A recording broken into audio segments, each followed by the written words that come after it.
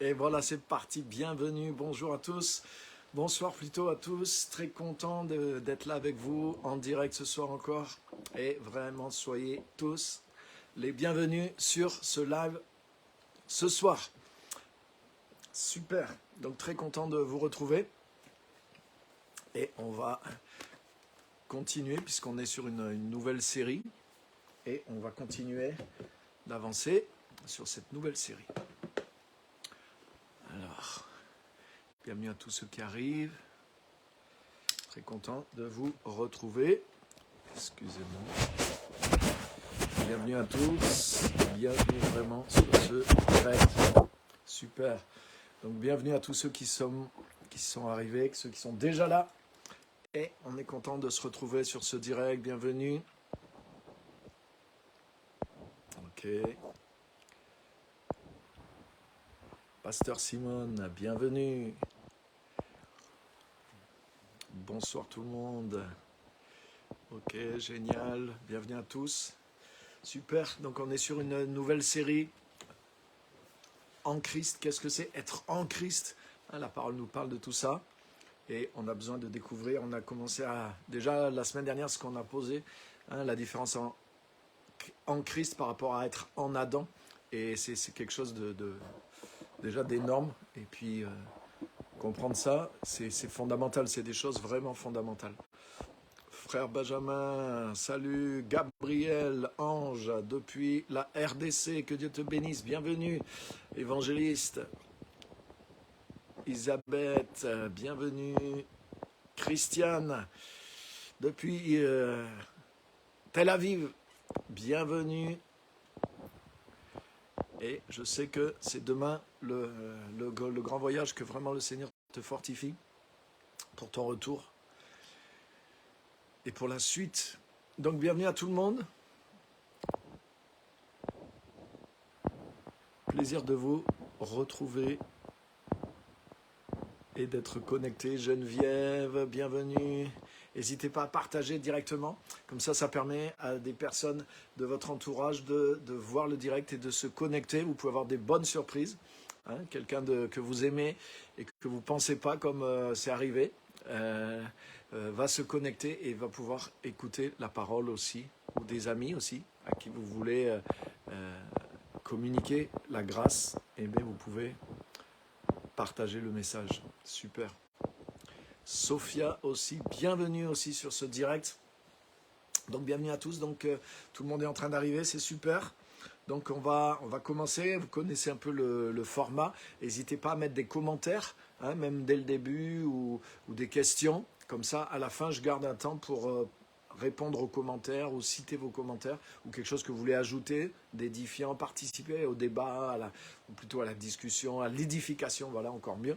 Et n'hésitez pas à poser des questions. Même, il y a des fois, les gens disent « Ah, mais je vais avoir l'air bête si je pose cette question, mais la question me tracasse. » Mais posez la question, soyez vrai, il n'y a pas de honte, on a tous moi j'ai plein de questions sur l'évangile, c'est pas parce que je le prêche que je connais tout, j'ai plein de choses où j'ai pas les réponses, où je suis pas certain, je dis bon pour l'instant je pense comme ça, mais je sais que c'est pas une super réponse. Et j'aimerais avoir des réponses et je cherche bien sûr, heureusement, tant qu'on est là, c'est quand on va être vraiment dans le Seigneur, dans le ciel, qu'on va vraiment avoir toutes les réponses. Pour l'instant, on n'a pas toutes les réponses, on en a suffisamment pour avancer, ça c'est sûr.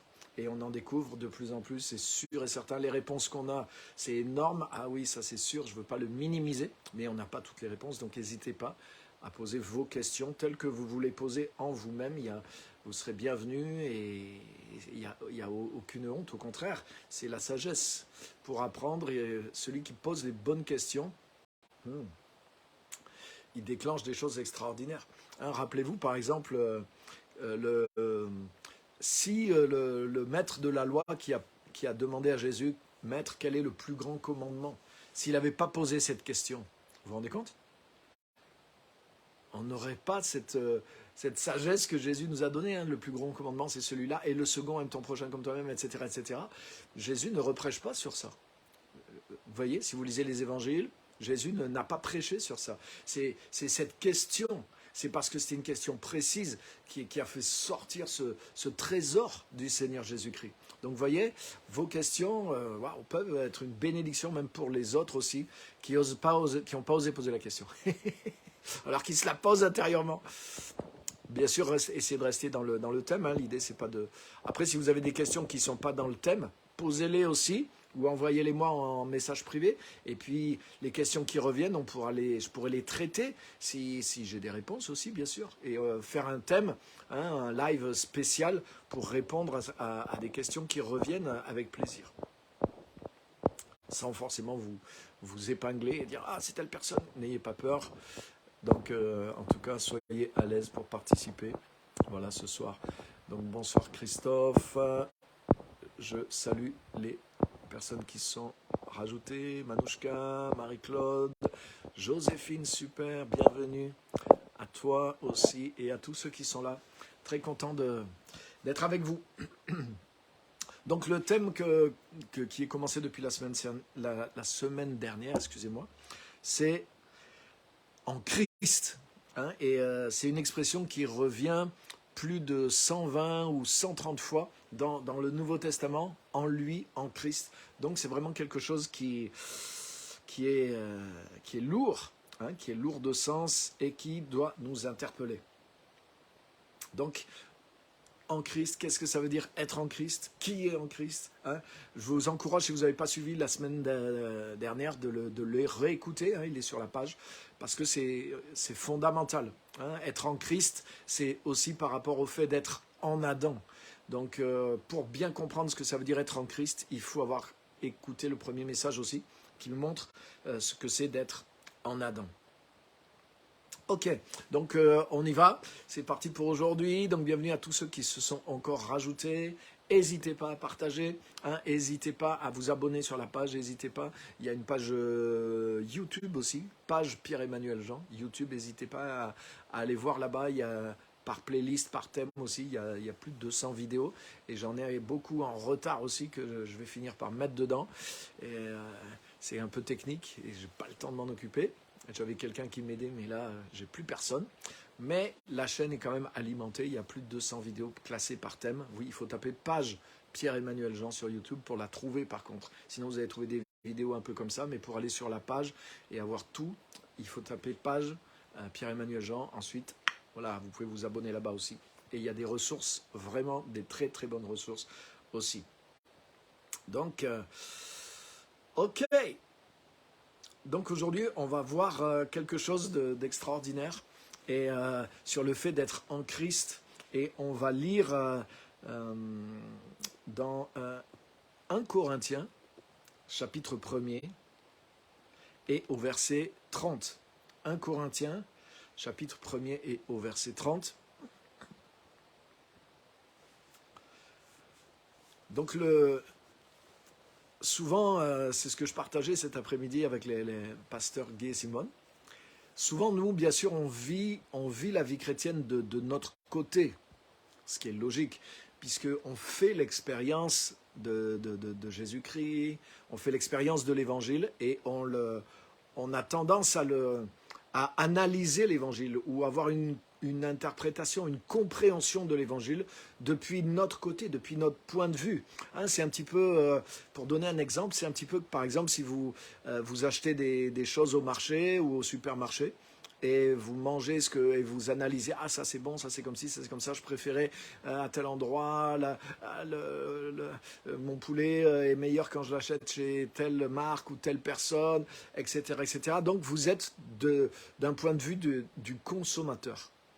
Mais imaginez qu'il y a aussi un producteur. Et lui, le producteur, il travaille son poulet ou ce qu'il fait, ou la restauration, si c'est un restaurateur par exemple, qui vend des repas tout faits. Donc lui, vous voyez, il travaille depuis ses produits, il travaille ses recettes, il travaille avec ses outils dans sa cuisine et il va produire un produit qu'il va vendre.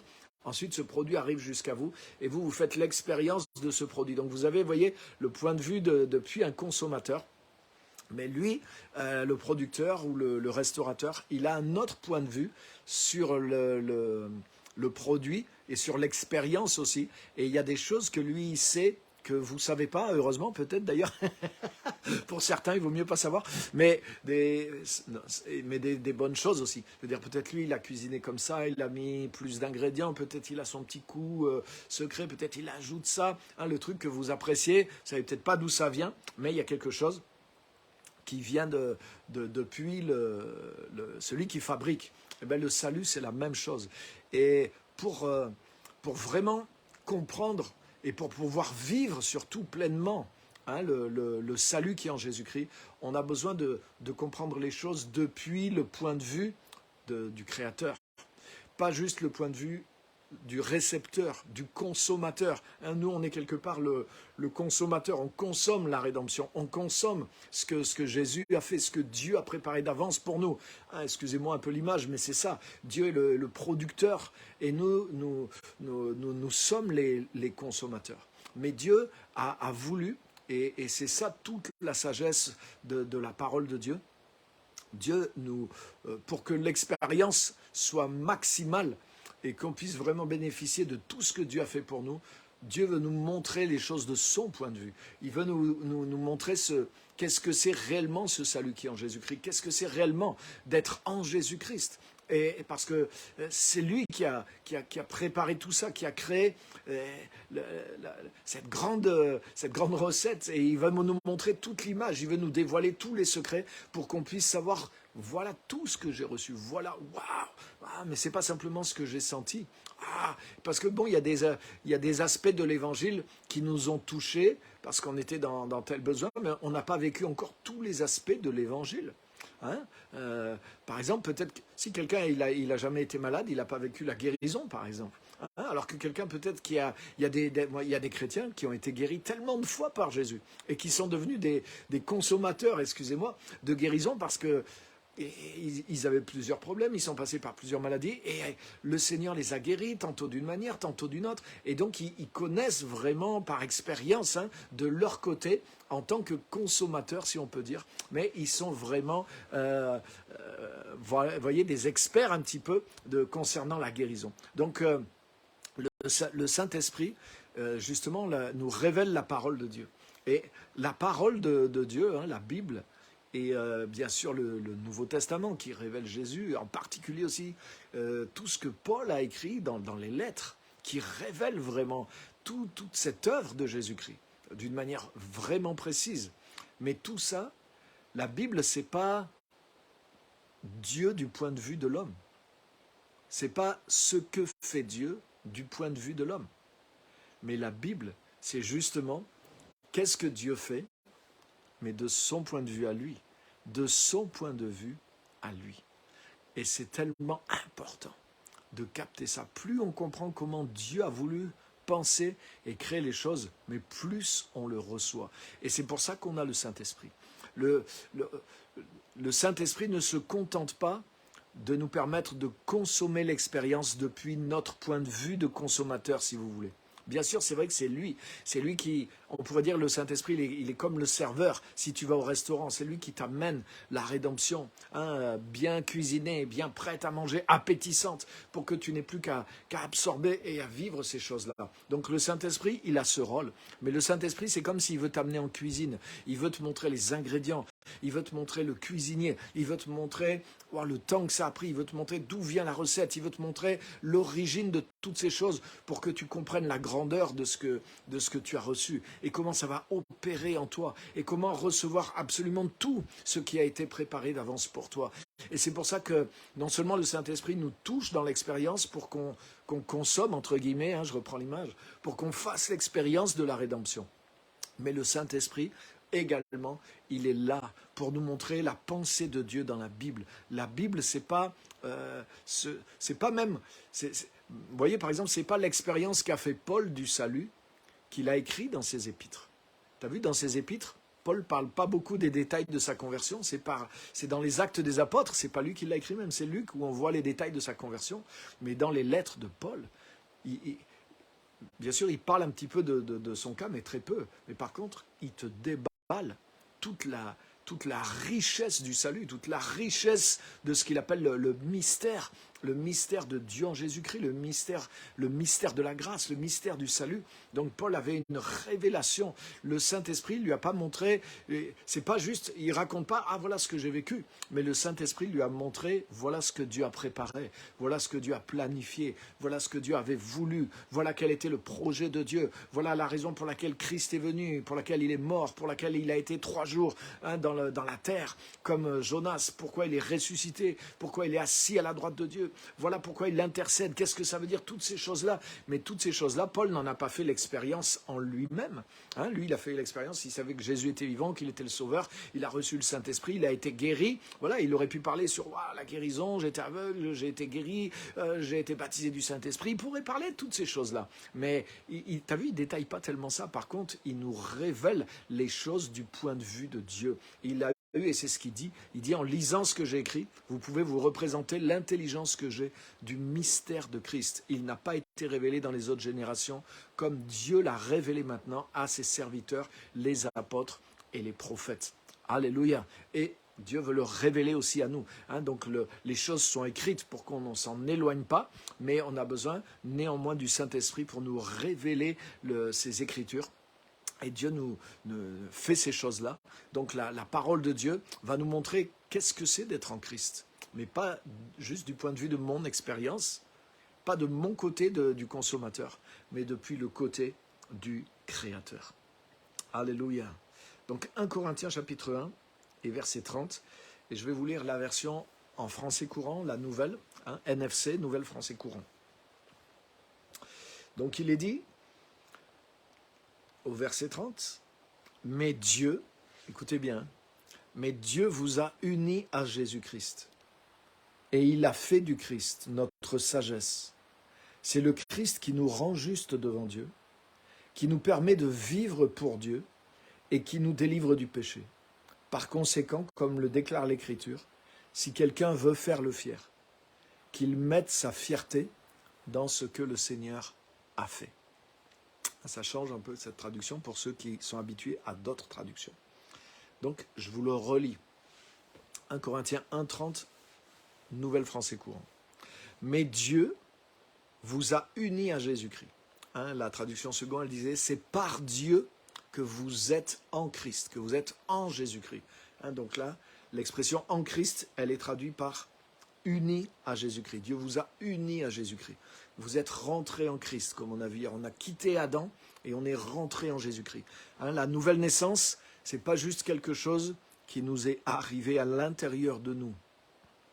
Ça aussi, c'est quelque chose que j'ai vu au fil des années, que le Saint-Esprit m'a vraiment montré, qui est dans la parole et qui est dans la logique même des mots. La nouvelle naissance. Lorsque nous naissons, nous ne devenons pas vivants. Ça, c'est la conception. Lorsque nous sommes conçus par la rencontre de l'ovule avec le spermatozoïde et que la première cellule, notre première cellule se forme, là, nous sommes conçus. Là, nous avons reçu la vie ce jour-là. Mais c'est 9 mois après que nous naissons. Et quand nous naissons, nous ne recevons pas la vie. Nous rentrons dans le monde. Nous rentrons dans la dimension pour laquelle nous avons été créés. Vous voyez déjà là, tout ça c'est très parlant. Et lorsque nous sommes nés de nouveau, nous n'avons pas simplement reçu la vie de Christ en nous, mais nous sommes rentrés en Christ. Et nous sommes rentrés dans le royaume de Dieu. Nous sommes nés à une dimension pour laquelle Dieu nous avait préparés. Dieu nous avait choisis. Dieu avait choisi en Jésus-Christ. Dieu a préparé, pas simplement nous, non pas que Dieu nous ait choisis nous et qu'il ait rejeté les autres, mais Dieu a choisi en Jésus-Christ une nouvelle humanité. Tous les êtres humains sont pardonnés déjà en Jésus-Christ, sont recréés en Jésus-Christ. Tout est déjà prêt, tout est déjà accompli dans l'œuvre de Jésus-Christ. Et lorsque les gens reçoivent ces choses-là et qu'ils les croient, ces choses leur arrivent directement parce qu'elles sont accomplies. Et lorsque nous naissons de nouveau, bien sûr, ça nous arrive à nous, en nous, mais en réalité, c'est quelque chose dans lequel nous entrons. C'est quelque chose qui nous aspire aussi. Nous naissons en Jésus-Christ. Nous étions dans simplement la dimension terrestre est sous la puissance des ténèbres, sous l'influence de la puissance des ténèbres, c'est ce que nous révèle la parole. Mais lorsque nous naissons de nouveau, nous pénétrons sous un ciel ouvert et nous rentrons dans les lieux célestes avec Christ. Donc nous naissons de nouveau en Christ dans les lieux célestes. Ce n'est pas juste quelque chose qui arrive en nous, c'est quelque chose dans lequel nous entrons. Jésus dit, si quelqu'un naît de nouveau, il peut entrer dans le royaume de Dieu. Il n'a pas juste dit le royaume de Dieu est en vous, il l'a dit aussi. Donc le royaume de Dieu entre en vous, mais il dit que toi, quand tu nais, et c'est ça la naissance, tu entres aussi dans le royaume de Dieu. Waouh! Donc vous voyez, ça c'est du lourd aussi, c'est des concepts qui sont là dans la parole de Dieu. Mais vous voyez, c'est pas juste pour...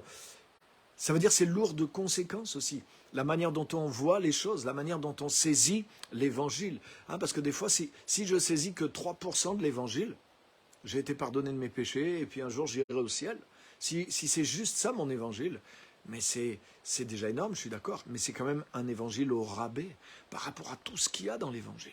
Et il y a beaucoup de choses même que des fois on a gardé des années et c'est beaucoup plus petit que la réalité. Vous voyez là, sur la nouvelle naissance, vous voyez quelque chose qui est plus grand que ce que souvent on a compris ou qu'on nous a enseigné. Donc c'est pas mon thème aujourd'hui, mais être en Christ, c'est ça, nous sommes nés de nouveau en Christ. Nous ne sommes pas nés à une nouvelle religion, nous ne sommes pas nés dans une église.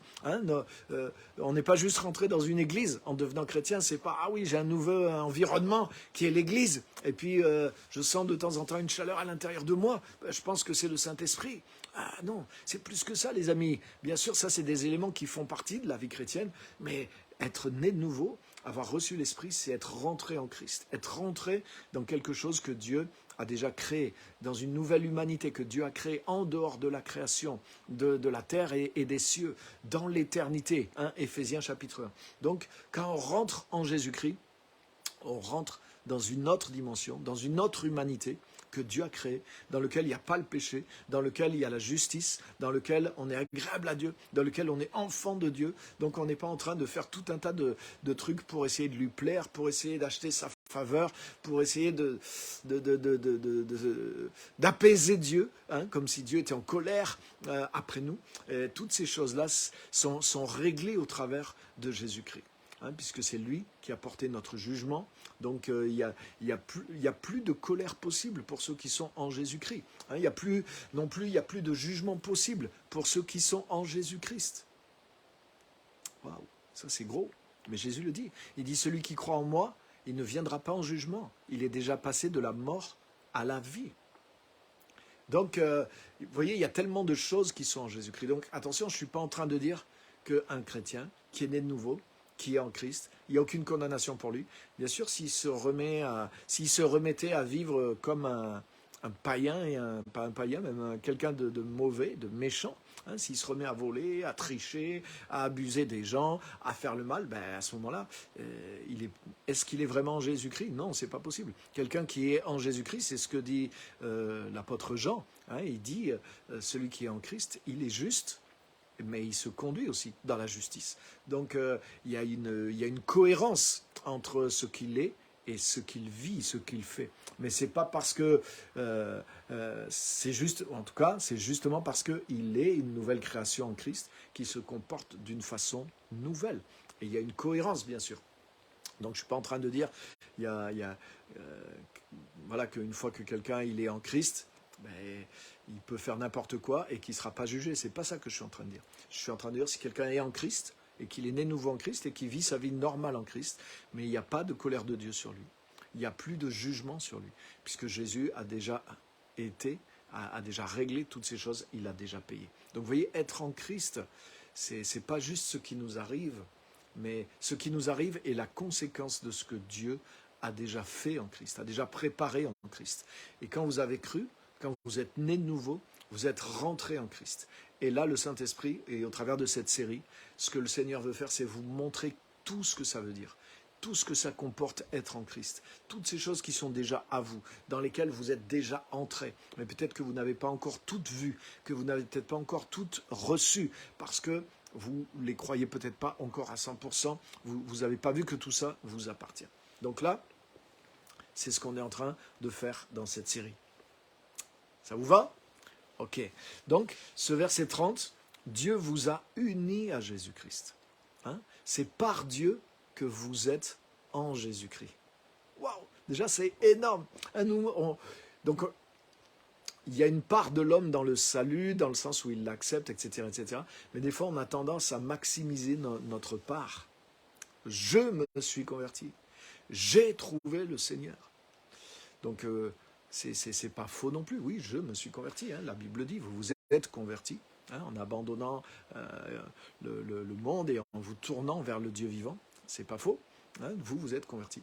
Mais c'est pas moi qui étais là dans les ténèbres, en Adam, dans le péché, et c'est pas moi qui est pénétré en Jésus-Christ par moi-même. Ça, c'est impossible. Hein, donc j'ai cru, j'ai ouvert mon cœur, et encore, hein, j'ai eu la grâce d'entendre la parole de Dieu, j'ai eu la grâce que le Saint-Esprit agit sur moi, et j'ai cru sans faire d'effort.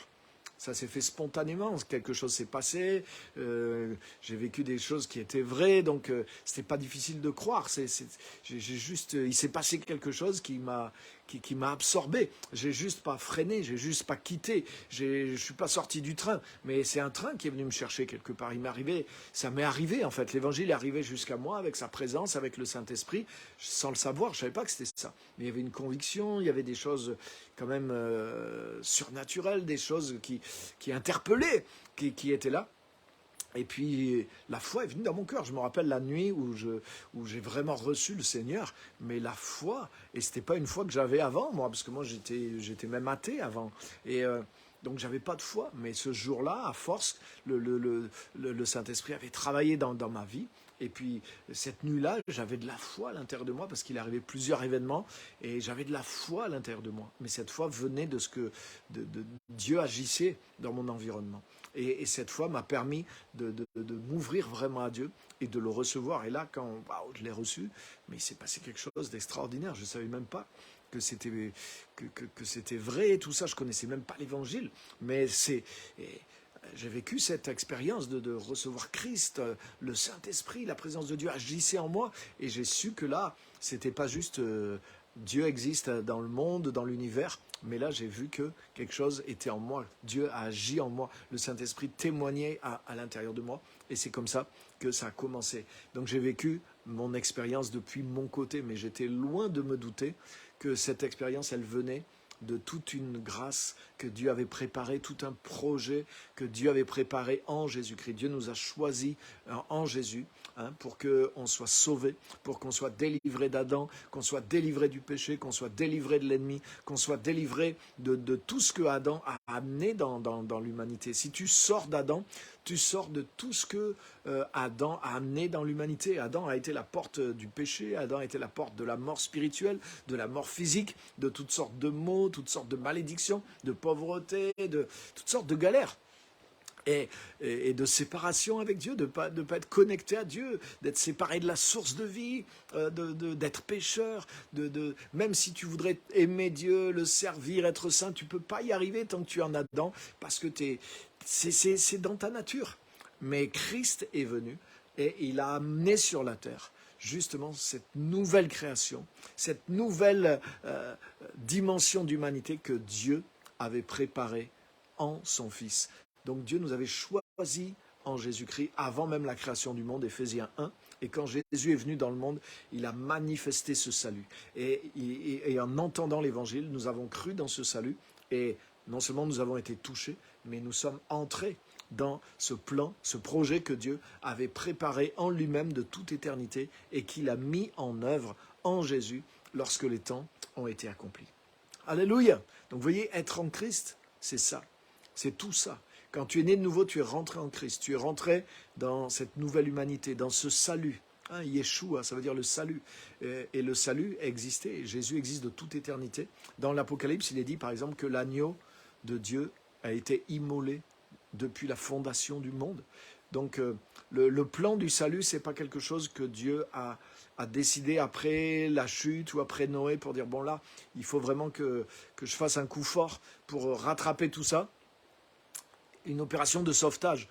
Non, Dieu savait tout à l'avance. Avant de créer le monde, Dieu savait tout ce qui allait se passer. Et avant même de commencer à créer le monde, c'est écrit que de toute éternité, avant la fondation du monde, Éphésiens 1. Dieu nous avait choisis en Jésus-Christ. Dieu avait choisi et il avait préparé une nouvelle humanité. Il avait préparé l'homme à son image. Ce qu'il a fait avec Adam, mais il savait que ça n'allait pas fonctionner à la perfection, mais Dieu l'avait déjà créé de façon parfaite en Jésus-Christ. Et quand tu rentres en Jésus-Christ, tu rentres dans cette nouvelle création. C'est écrit. Si quelqu'un est en Christ, il est une nouvelle création par rapport à Adam. Adam peut prier autant qu'il veut, Adam peut jeûner, Adam peut aller à l'église, Adam peut faire des offrandes, Adam peut se faire baptiser même. Adam reste Adam. Adam a besoin d'être recréé. Adam a besoin de mourir pour que Christ puisse naître. Et c'est ça le baptême, c'est que nous mourrons, ce qui est Adam, nous l'enterrons et nous revêtons Christ. Et comme je disais la semaine dernière, nous n'avons pas revêtu Christ par-dessus Adam. La Bible dit, tous ceux qui ont été baptisés en Jésus-Christ, tu as vu, tu as été plongé en Jésus-Christ et tu as revêtu Christ. Mais dans la première partie du baptême, tu as enterré Adam. Tu n'as pas revêtu Jésus par-dessus Adam et maintenant tu te retrouves avec Adam et la nature d'Adam et la nature de Jésus. Non, tu as enterré la nature d'Adam. Jésus est venu mettre un terme à ce que Adam avait initié et Jésus-Christ est venu nous connecter avec ce qui était en lui, que Dieu avait créé en lui, que Dieu avait préparé en lui de toute éternité. C'est ça être en Christ, les amis. Et ça, c'est énorme. Et je voudrais que vous vous remplissiez de ça. Je voudrais que vous compreniez l'évangile comme ça, que vous le voyez comme ça, non pas juste de votre point de vue du consommateur, mais du point de vue du producteur. Voilà ce que Dieu a créé, voilà sa recette, voilà son idée. Et tu as besoin de comprendre tout ça, parce que tu vas voir qu'il y a des luttes que tu n'as pas besoin d'avoir. Il y a des croyances que tu as sur l'évangile qui ne sont pas l'évangile à 100%. C'est une partie de l'évangile. Et il y a du mélange avec des choses qui sont religieuses, qui reposent sur toi et qui ne sont pas ce que Dieu a déjà fait en Jésus. Alléluia! C'est gros, hein? Donc, verset 30, mais Dieu vous a unis à Jésus-Christ. Donc, c'est par Dieu que vous êtes en Jésus-Christ. Donc, ça veut dire, oui, tu as cru, tu as accepté, tu as reçu, tu as vécu, mais c'est par Dieu que vous êtes en Jésus-Christ. C'est ce que dit Jean 1,13 aussi.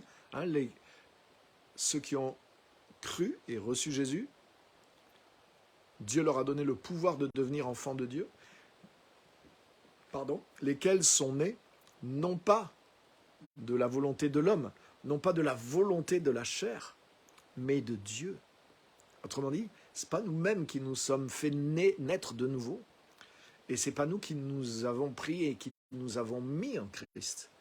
Nous avons, de notre point de vue de consommateur, on a entendu l'évangile, on a entendu une partie du message, on a été touché par Dieu, on a cru, grâce à la parole qui produit la foi en nous.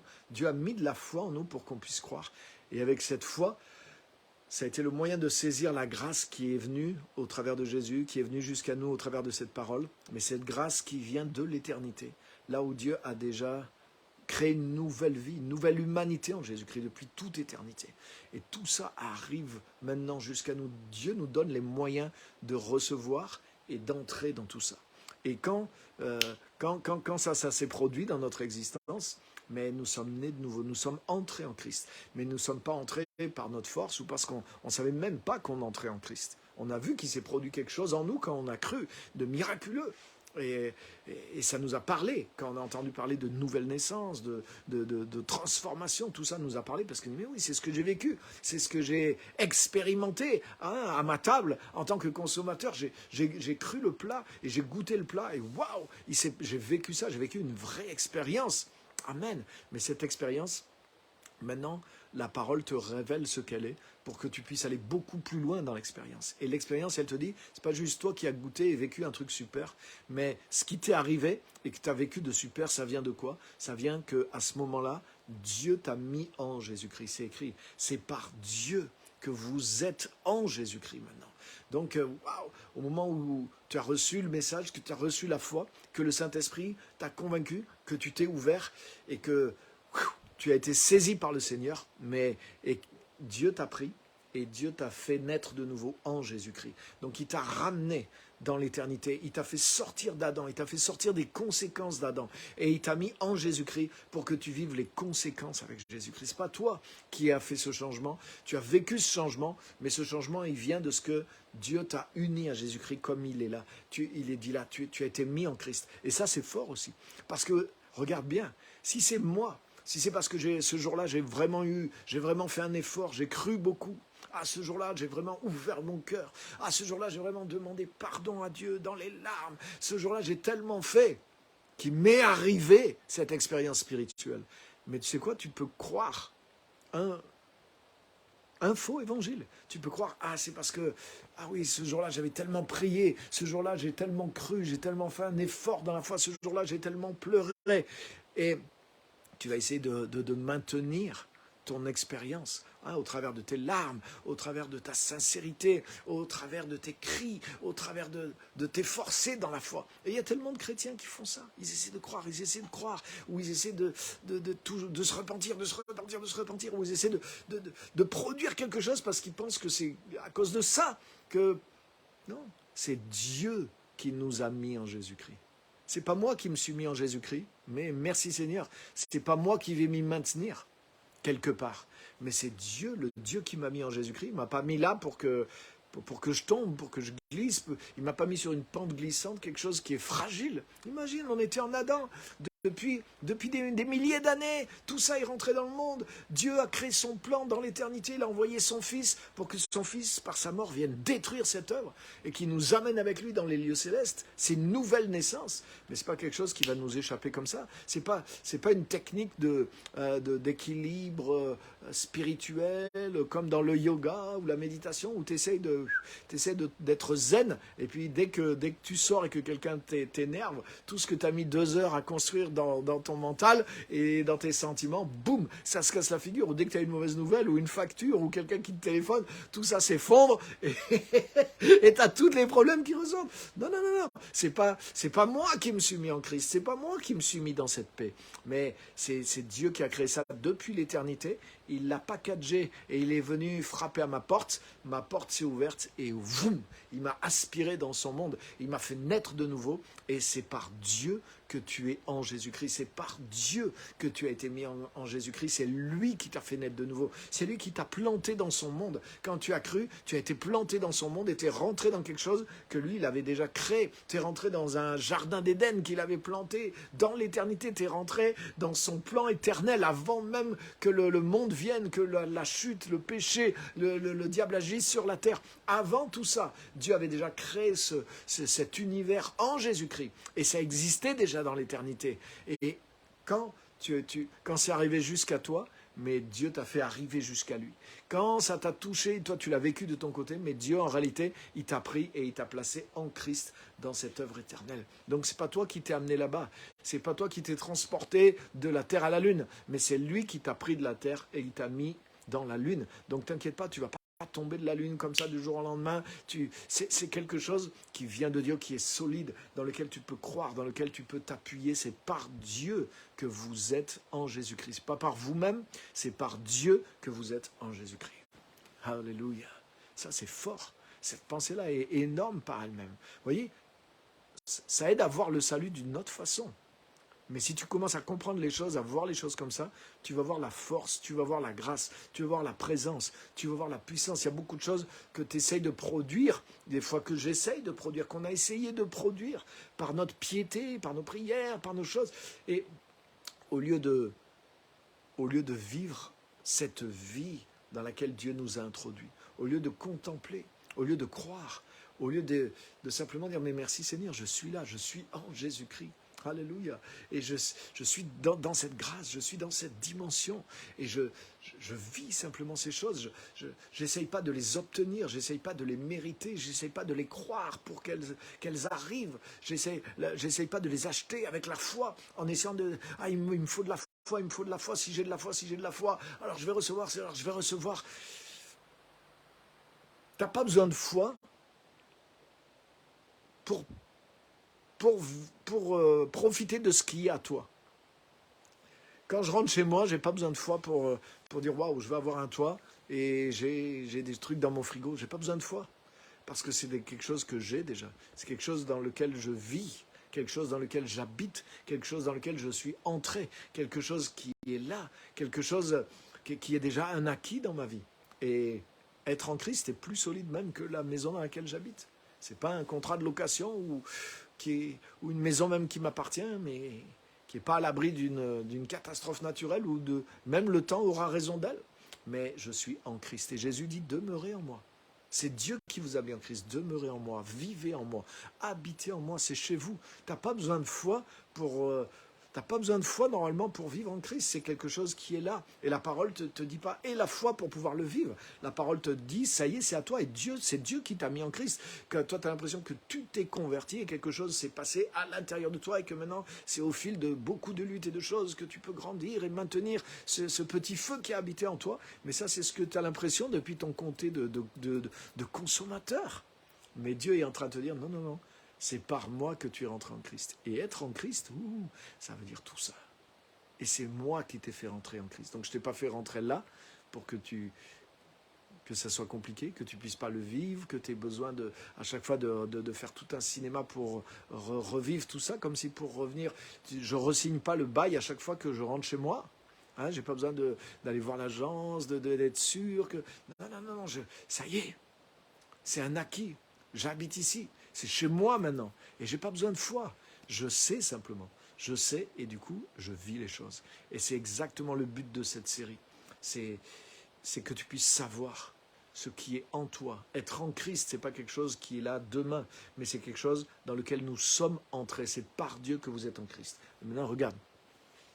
Dieu vous a unis à Jésus-Christ et il a fait du Christ votre sagesse. C'est le Christ qui vous rend juste devant Dieu. C'est le Christ qui vous permet de vivre pour Dieu et qui vous délivre du péché. Comme le dit l'Écriture, si quelqu'un veut faire le fier, qu'il mette sa fierté dans ce que le Seigneur a fait. Qu'est-ce que ça veut dire? Ça veut dire que l'Évangile, pas simplement au moment où tu rentres, mais l'Évangile de A à Z, c'est quelque chose que Dieu a fait. Et c'est quelque chose dans lequel il ne te demande pas d'ajouter. C'est pas à toi. Tu vois, dans la traduction plus classique, il est dit, c'est Jésus-Christ, c'est par Dieu que vous êtes en Jésus-Christ, qui a été fait de la part de Dieu, pour nous, sagesse, justice, sanctification et rédemption, afin que comme il est écrit, que celui qui se glorifie dans le Seigneur. Peut-être c'est plus ça à quoi ressemble votre traduction, si c'est du Louis II ou Second 21. Donc, ça veut dire c'est par Dieu que nous sommes en Christ, amen, mais de la même façon, le même Dieu qui nous a mis en Christ, c'est Dieu aussi qui a fait que Jésus devienne notre sagesse, notre justice, notre sanctification. Là, on pourrait faire un live sur chacun de ces mots, les amis, et même plusieurs, tellement c'est énorme et lourd de sens. Et notre rédemption, afin que, comme il est écrit, que celui qui se glorifie dans le Seigneur. Ça veut dire quoi? Ça veut dire que Dieu a prévu que notre sanctification, ça, c'est pas notre œuvre. Sinon, si c'est mon œuvre, qui c'est que je vais glorifier? C'est pas le Seigneur Jésus-Christ, c'est moi. Mais c'est pas ma sanctification, c'est Jésus qui est ma sanctification. Ta sanctification, c'est pas un travail que tu fais sur toi. Ta sanctification, c'est Jésus qui vit en toi. C'est l'œuvre que Jésus a faite. Et si Jésus est ta sanctification, je te garantis que tu es bien sanctifié. Alléluia. Et là aussi, il y aurait beaucoup de choses à dire, mais je veux pas. Mon thème n'est pas la sanctification, mais Jésus-Christ est notre sanctification de la part de Dieu. Christ a été fait pour nous, c'est ce que dit ce verset, de la part de Dieu, sanctification. Il a été fait aussi notre justice. Comme il est traduit là, nous sommes devenus justes, nous avons été rendus justes. C'est le Christ qui nous rend justes devant Dieu. Jésus nous a rendus justes. Jésus nous a rendus saints devant Dieu. La nouvelle création qui a été faite avant même Adam. Adam a été fait à partir de la poussière du sol et il a chuté. Mais la nouvelle création que Dieu a faite dans l'éternité en Christ, il n'y avait pas de poussière. La poussière n'était pas créée.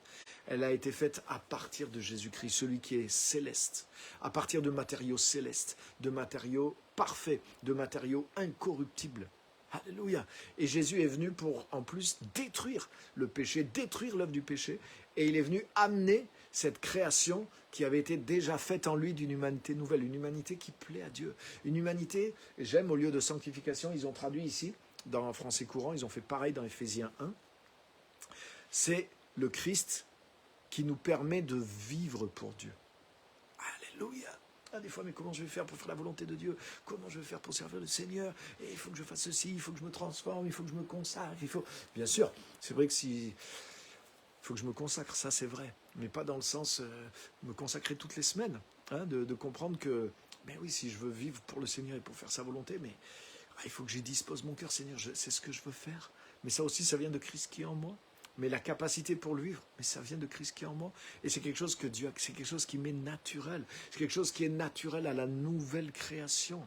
En Adam, c'est naturel d'aller contre Dieu. C'est ce qui est écrit, les tendances de la chair sont contraires à celles de l'esprit. Mais celles de l'esprit sont contraires à celles de la chair. Non pas que j'ai les deux en moi. Non, non, non, non, non, non. Les tendances de celui qui est en Christ, c'est ça que ça veut dire. Ça veut dire les tendances de celui qui est en Christ sont contraires aux tendances de celui qui est en Adam.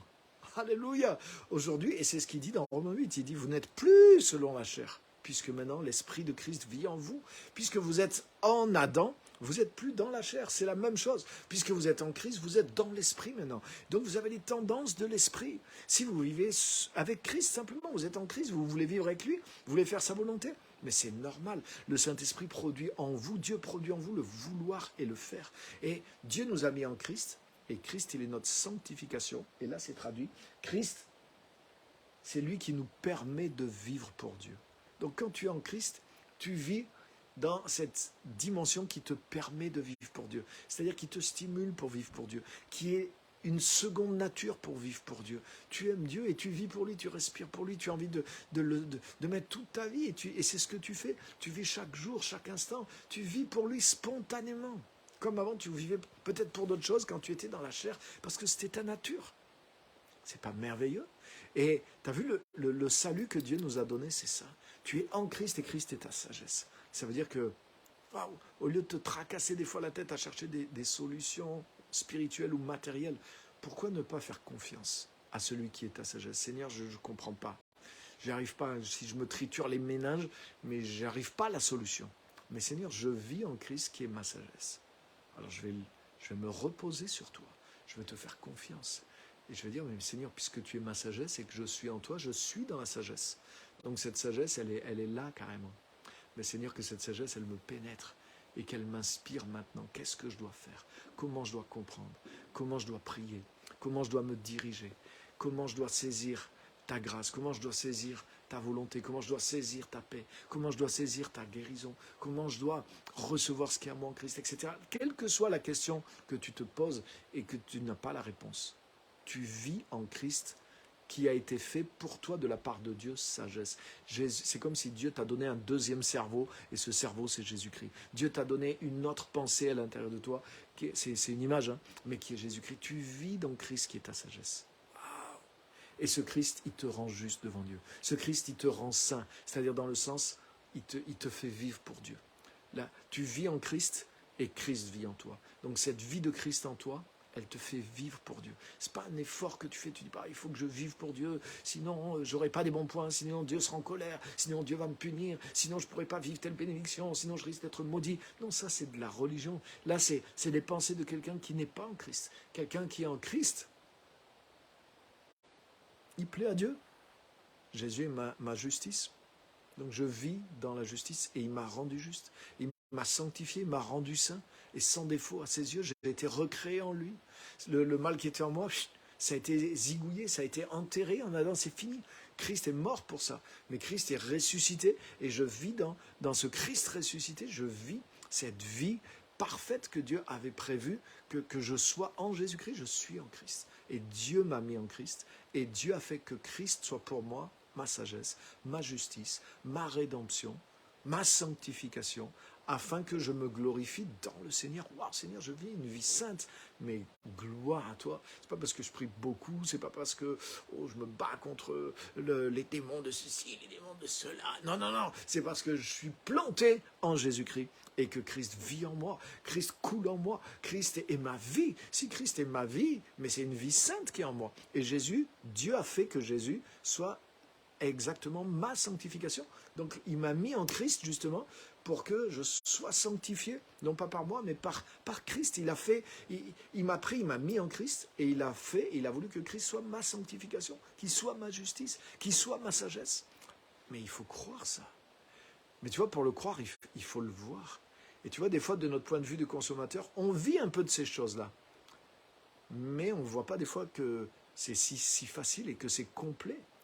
Mais c'est pour ça que l'Évangile continue de se révéler. La bonne nouvelle continue de se révéler à nos yeux pour qu'on saisisse toute la bonne nouvelle et qu'on puisse la vivre dans la plénitude.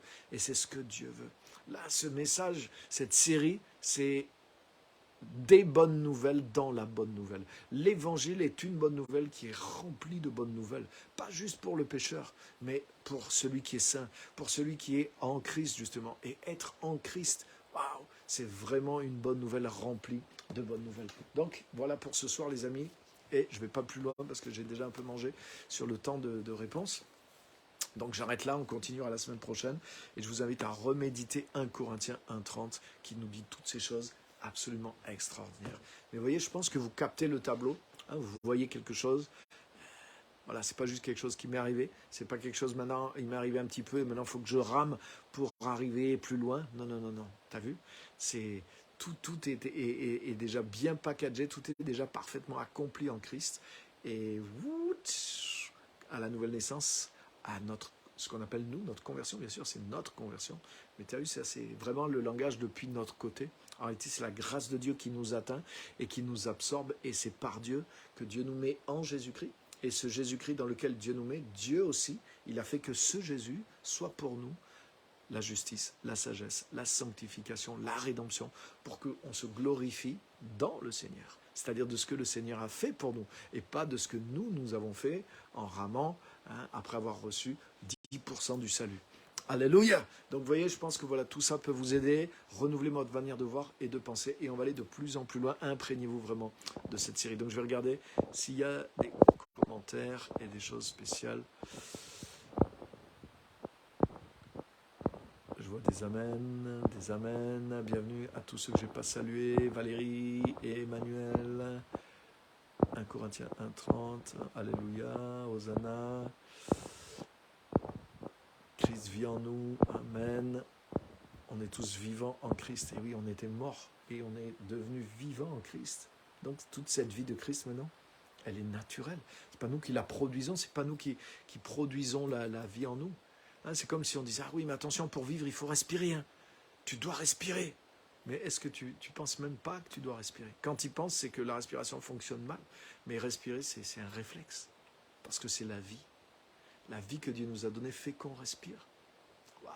Et des fois, les chrétiens, parce qu'ils ne comprennent pas tout ce qui est donné en Christ et qui nous fait vivre, mais ils prennent toutes les choses qui font partie de la vie comme si c'est des commandements et qui vont produire la vie. T'es chrétien, il faut que tu pries maintenant. T'es chrétien, il faut que tu vives une vie sainte. Mais c'est comme si tu disais à un humain, t'es un être humain, il faut que tu parles là maintenant. T'es un être humain, il faut que tu marches sur tes 2 pieds, arrête de marcher à 4 pattes. Hein. Ça serait bizarre, non? Si tu marches sur tes 2 pattes, là tu seras un être humain. Si tu parles, tu pourras vivre un être humain. Mais imagine que tu conditionnes tes enfants et qu'ils entendent qu'un message comme ça. Mais tu te rends compte comment tu vas les insécuriser? Et puis le jour où ils vont bégayer un petit peu, ils vont se dire, wow, j'y arrive pas, je suis encore un animal, il faut vraiment que je me batte. Le jour où ils trébuchent et qu'ils tombent par terre, je n'y arrive pas, je suis encore un animal, je ne suis pas digne d'être un être humain. Tu vois, si c'est ce message que tu vas leur adresser, mais c'est ce qui se passe des fois. Les messages qu'on entend, mais des fois, mes cheveux se dressent sur la tête. Ce n'est pas l'évangile, les amis. Allez, nous sommes nés de nouveau, nous avons la nature de Christ en nous, mais vivre saintement, mais c'est normal, c'est la vie de Christ en moi. Donc, alléluia, c'est pas quelque chose que je produis, c'est pas quelque chose pour lequel Dieu me récompense, c'est parce que je suis en Christ que ces choses sont là, parce que c'est lui qui le fait, je me glorifie dans le Seigneur. Bonsoir Georges, Suzette, bienvenue, Florence, je salue ceux que je n'ai pas vus tout à l'heure. Très profond, merci. Mika, salut. Tout est accompli par Jésus. Amen. Et nous, on vit de ce qui est accompli. Alléluia. Exactement comme dans la vie naturelle. On grandit, hein, quand on est né, mais on avait tout. On respirait, Tout le sang circulait, on mangeait, on digérait, on n'a rien fait de tout ça. C'était déjà là, on a été créé. Bien sûr, on grandit dans cette vie, mais on avait l'intelligence, on avait la capacité d'entendre, de voir, tout ça était en nous, on a grandi dans ça, mais on a tout. Donc en Christ, on a tout. C'est pas nous qui produisons, qui fabriquons ces choses-là par notre piété. Donc on doit apprendre à vivre en Jésus-Christ, à vivre de Jésus-Christ, à vivre par Jésus-Christ, dans la confiance. Abou Francis, bienvenue. Amen, Mimim, bienvenue. Quiconque vit et croit en moi ne mourra jamais. Hein, t'as vu les paroles de Jésus? Les paroles de Jésus sont extrêmes. Elles sont extrêmement positives. Hein, t'as vu, Jésus, il développe. Jésus, il dit jamais, par exemple, bon, voilà, celui qui croit en moi vivra et ne mourra jamais. Mais bien sûr, j'ai pas voulu dire quand même que c'est à 100%. Il y a aussi des cas où, voilà, il se passera, ça passera. Et nous, c'est souvent ce qu'on fait, en tout cas pas toujours, mais c'est souvent ce qu'on fait. Hein, on a carrément des messages et toute une théologie pour expliquer pourquoi ce que Jésus a voulu dire, c'est pas vraiment exactement ça. Mais il faut qu'on arrête avec ça. Hein, ce que la Bible a voulu dire, mais au contraire, c'est exactement ça. Tout ce qu'on a vu, ce qu'on est en Christ, Dieu nous a... Mais c'est exactement ça. Et c'est parce que justement, on ne le croit pas qu'on ne le vit pas. Et alors forcément, après, il faut qu'on trouve des théories pour expliquer ce qu'on vit. Et on trouve des théories, on crée des théologies parce qu'on est du point de vue du consommateur. Mais si on voit les choses du point de vue du créateur et qu'on les croit, mais ça va changer notre expérience. Et on va voir que ce que Dieu a dit, c'est simple, c'est vrai, et que si on le prend au mot, mais ça fonctionne dans notre vie. Être en Christ, c'est vraiment tout ça. Amen. Si tu crois, tu verras la gloire de Dieu. C'est exactement ça. Et c'est pas un effort. Croire, c'est pas une œuvre. Tu as vu? La Bible nous dit, voilà, ça c'est à toi. Dieu t'a mis en Christ. Donc c'est pas difficile à croire. Il te dit pas, si tu crois, tu vas être en Christ. Il dit non, c'est Dieu qui t'a mis en Christ quand tu as cru. Et même quand tu as cru, c'est parce qu'il t'a envoyé la parole, et la parole a produit la foi, et le Saint-Esprit agit en toi.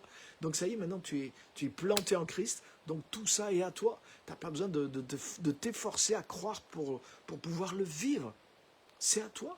Tu n'as pas besoin de foi pour profiter de ce qui est à toi. Amen. Je rends grâce de ce que Dieu a fait pour moi. Amen. C'est ça. Je suis dans la louange et je vis ces choses-là. Merci pour les... Amen. Il n'y a que dans l'Évangile que nous avons tout le temps des bonnes nouvelles, des excellentes nouvelles. Exactement. Christ est notre oxygène, mais c'est exactement ça. On respire Christ et il agit en nous, quoi. Parce qu'on est en lui. Il est notre sagesse, notre justice, notre sanctification. C'est lui notre vie nouvelle. C'est pas ce qu'on fait pour lui. C'est lui notre vie nouvelle et nous sommes en lui, exactement ça. Il est comme l'air que je respire. Et je n'ai pas besoin de croire, c'est pas difficile. Mais vous voyez, il faut que j'ai cette perspective, que je vois les choses du point de vue de Dieu et que je les vive du point de vue de Dieu. Alléluia. Et la parole nous ouvre tout ça. La parole nous montre tout ça. Et c'est ce qu'on va voir de semaine en semaine. Donc bienvenue à tous. Katrina aussi, bienvenue. Super, donc merci à tous d'avoir été là, je vous encourage à partager. Franchement, si vous aimez les lives, je vois qu'il y en a plusieurs qui reviennent, mais invitez vos amis, dites-leur, écoute, il y a vraiment un message qui me fait du bien, ça me parle, et viens avec moi, hein, invitez-les, c'est tous les jeudis à la même heure, à l'heure habituelle, hein, 18h30 pour Paris, Kinshasa, ça va changer, parce qu'on va changer d'heure. Hein, donc je le préciserai, mais je pense que c'est ce week-end même qu'on change d'heure. Donc ça va changer d'une heure, mais tous les jeudis, sur ce créneau horaire, je suis là, sauf exception, quand je suis vraiment indisponible, mais c'est tous les jeudis. Donc si ces lives vous parlent, vous font du bien, invitez vos amis, parlez-leur du live, invitez-leur sur le live, et on va être de plus en plus nombreux à vivre ce message de la grâce, de la gloire de Dieu. Donc on continue sur cette série en Christ. Et je sais qu'elle vous fait du bien. Réécoutez-le, relisez les versets et vous allez voir au fur et à mesure que votre vision de ces choses grandit. Vous allez voir votre foi va grandir naturellement sans effort de votre part.